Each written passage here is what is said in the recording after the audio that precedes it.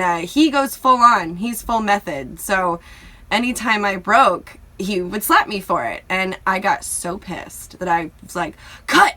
Look, James, I'm gonna fuck you up if you hit me again.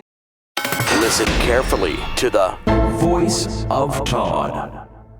Hey, Karlie Montana, how are you, gorgeous? I'm good. How are you? I'm not. Can you hear yourself? No, I can't hear Oh, you nothing. can't hear yourself? Does this knobby matter? Yeah, try the knobby. Is that better? Yeah, that's much You got better. yourself I now? just had to tweak the knob a little All right. bit. Yeah, you're good at tweaking knobs. I know. went there. What's going on, girl? Good, still doing the ladies and all that fun stuff. How long you been a porn star for now? This will be my 12th year. 12 years? I could be like a brain surgeon, technically, for that much like porn schoolage. Yeah, there's a lot. Is it? I mean, do you get better at it? Yeah. Yeah? Yeah, of course. I hope so. If not, that sucks. You would think so. Yeah, I do. Yeah, I've actually graduated to MILF. Are you a MILF now? But how old are you? I'm going to be 30. 30. So you started right at 18. Yeah. So Wow. it's kind of went automatic. I can't do like the young, cute chick anymore.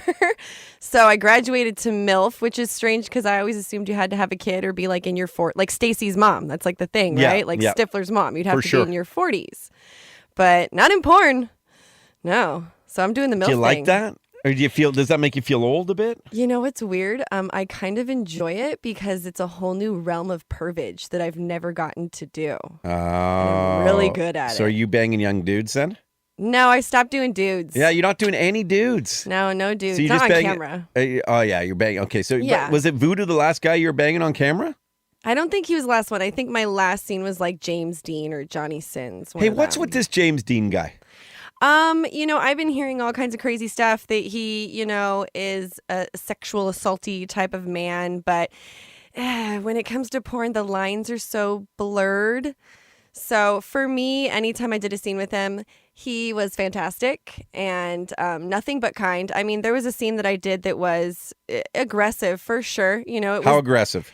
It was BDSM themed. So, I mean, my wrists are bound, my ankles are bound. If I don't say yes, mister, or yes, mistress, or whatever, like, I'm spanked.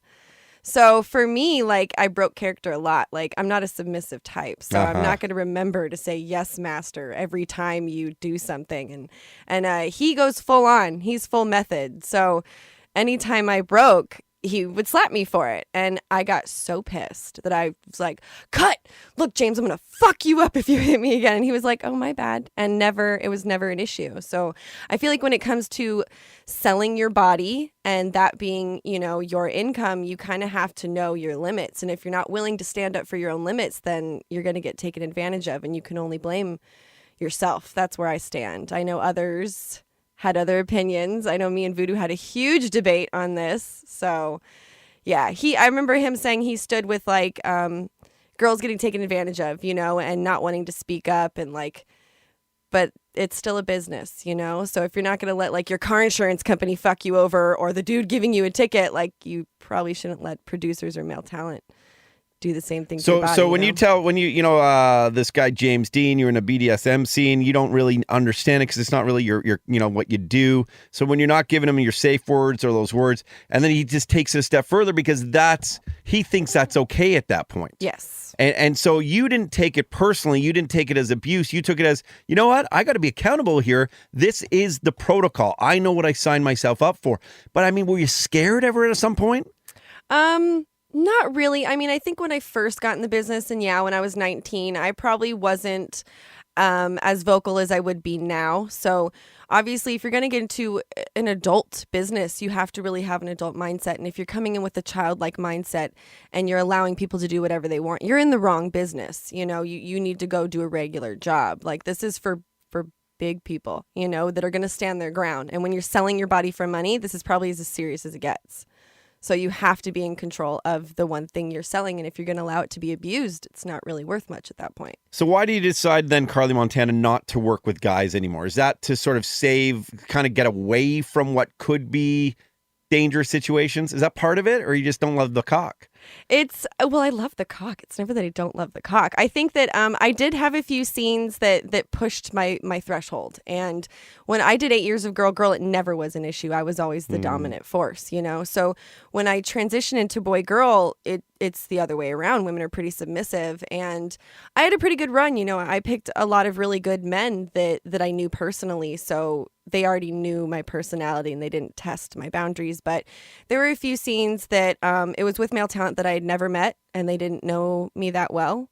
And yeah, they pushed it to where I had to cut camera in quite a few scenes and let them know that, like, I'll walk without the fucking paycheck and you just won't use the footage. I'm cool with that. What kind of stuff were they doing to you that you had to go and yell cut and you had to make sure that you're protecting your sacred body there? With a funny? Great ass, might I add. Thank you. You're welcome. Okay. It's always it's always those scenes, girls got to be aware that when it's just one camera dude and one male talent and one girl, and that's all that's in that room, you really have to be on guard. It's still taboo. It's still men in sex mode.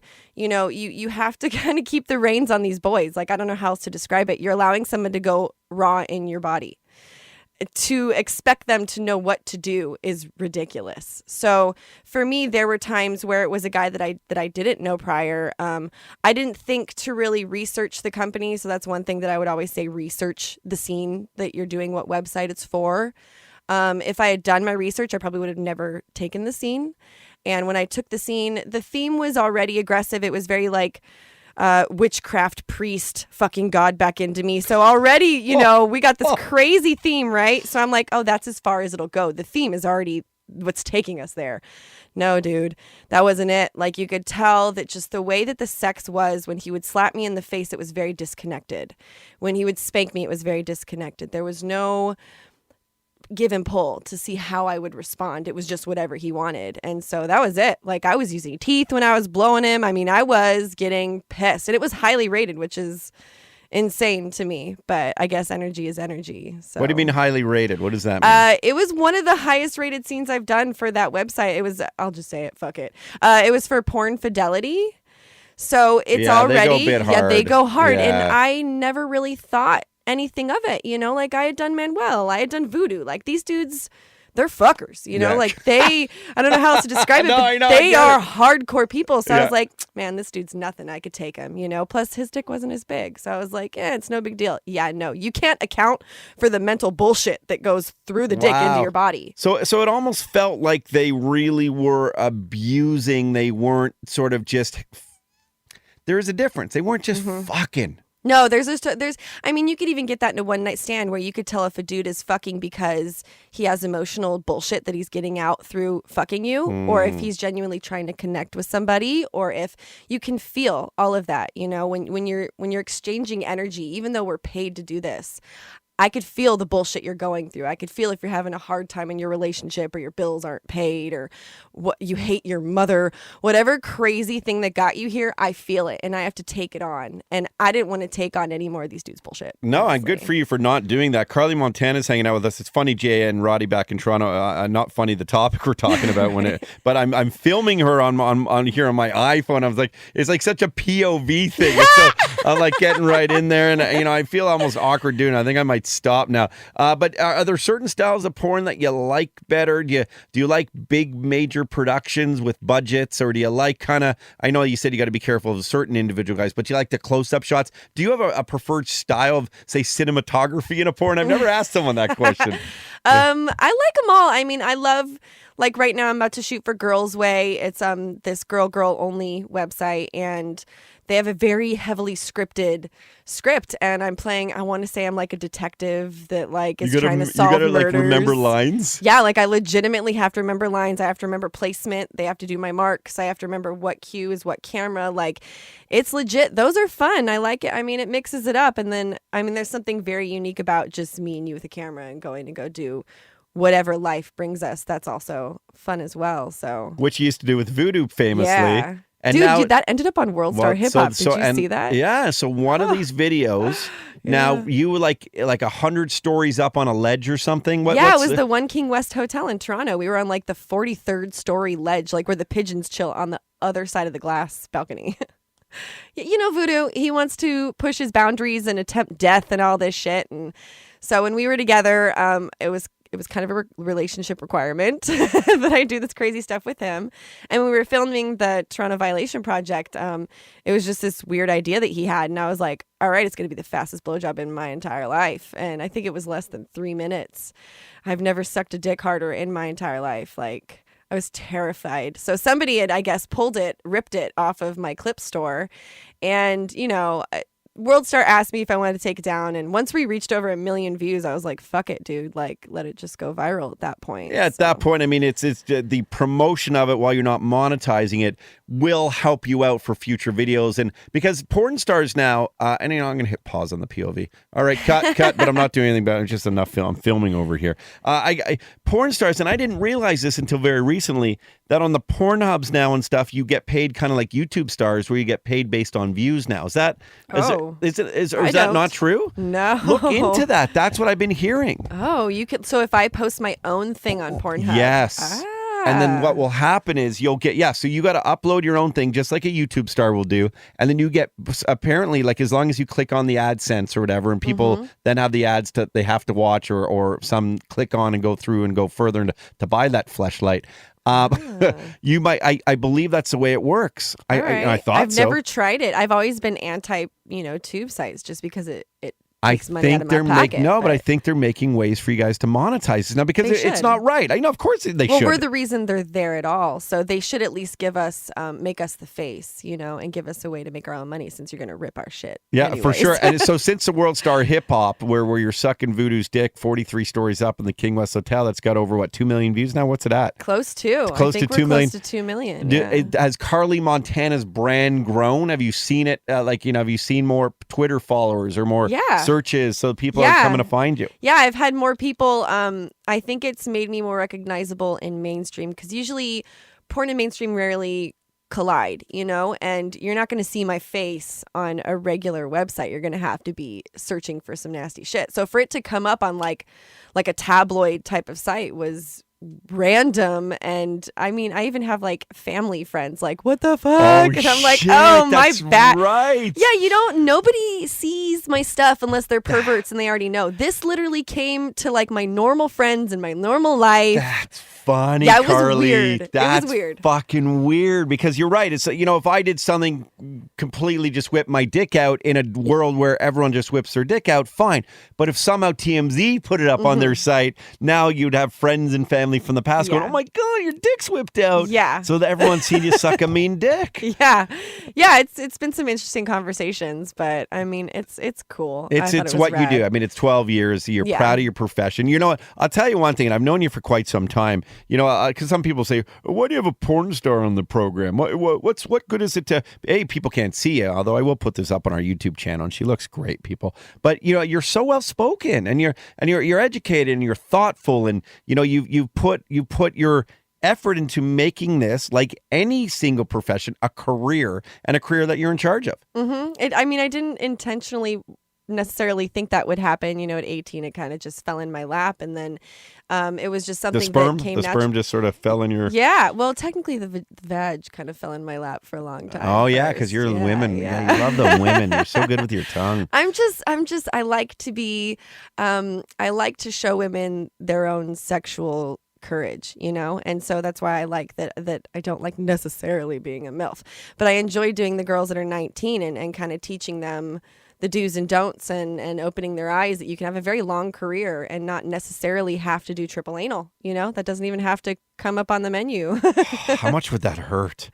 I don't know, but I never thought that I would see the industry progress in a sexual way even farther than we have. But triple vag, triple anal is something. What's it going to now, though? That's what's weird. I mean, where's it going to stop? Because I don't know. It's like the pissing ones are all over the place now and stuff too. And like it's just, I mean, I think you've done a bit. I've done one, and it was the hardest thing. I couldn't pee on command. I had to tell Voodoo leave the room, leave the GoPro. It took me 30 minutes to pee. So funny. Yeah, it was crazy. But it's a fascinating business, and it's one that I don't care what anybody says. It's the most mainstream thing in the world. It's any corporate type watches it. Any college kid watches it. Your parents watch it. People, if you don't think your parents watch porn, your parents watch porn all the time. Your grandfather watches porn. When your grandfather dies, he wouldn't have known how to clear his cookies. Make sure you go and look at his history. I guarantee you this: he loves Asian porn. So that's just the world. And I think now through social media and through your big, what are your handles, by the way? At Karlie Montana, KarlieMontana.com. I have comeforkarlie.com, which is where that clip was taken from. Okay. And I'm starting piecesofkarlie.com, which is my store where you can order customs, which has been like my number one moneymaker. Yes. Good for you. Straight from fan to artist. Wow, it gets right there. And basically, I was going to say, through all these mediums and platforms and your own sites and it being a business, I mean, that just shows how much more mainstream it is also, because it's a business. You're running a business and you're doing it real well. I wish we had more time, but we got Hoobastank. Do you want to hang out Hell with him? yeah. Yeah, just hang out. Like, dude, Hoobastank's waiting on me? How fucking cool is that? That's cool. Well, I mean, listen, they don't have 2 million views on World Star Hip Hop right now. I don't know. I think they might have. No, they got 197 million, but that's from Roddy, how old was The Reason? A decade ago? Yeah, at least probably a little over a decade, actually, I'd say. I just played that on the new Guitar Hero. No and I rocked way. the fuck out. I almost got booed off. That's so you'll tell him that. Roddy, are you, when we bring him in, is there stuff you want to ask him? No, I don't know that much about them. Okay. What? Yeah, I know they're a great band. That was an awesome song, and that Incubus thing I said was wrong, so don't say that. What are you talking about? Incubus? That's like my favorite band. What were you saying, Roddy? That one singer of Hoobastank was the brother of Brandon Boyd, the singer of Incubus. But I was you Hoobas suck, Roddy. Hoobas suck. Well, anyway, we got Dan and Doug coming in from Hoobastank, current members, of course. And I do want to ask them because back in the day, I heard they had a big beef with Scott Weiland. So I want to find out if that's true or not. Anyway, thanks for hanging out with the program, Karlie Montana. Nice to see you again. I know, Thank been you. So long. It's nice that you're actually a lot of porn stars stiffed me this trip. Did they? Riley These Reid hoes didn't are show up. lazy. I told you. Yeah, remember I told you. you So did. watch out. These hoes are lazy. They're fucking. I They're know. so And you lazy. and Kieran Lee's a man. He didn't show up. Oh, Kieran. Yeah, he was. And you were punctual and beautiful and great. Go and find Karlie Montana everywhere and pay for her stuff. Yeah. On SiriusXM. That was another rare moment in mainstream media where your broadcasters actually spoke the truth. Okay, we lied. We're not quite mainstream. We're bigger. The Todd Shapiro Show on SiriusXM 168. Don't forget to subscribe now to our YouTube channel. Subscribe now. Hit the button. Do it now. Do it right there. Do it now. Subscribe quick. Hit the button. Go now.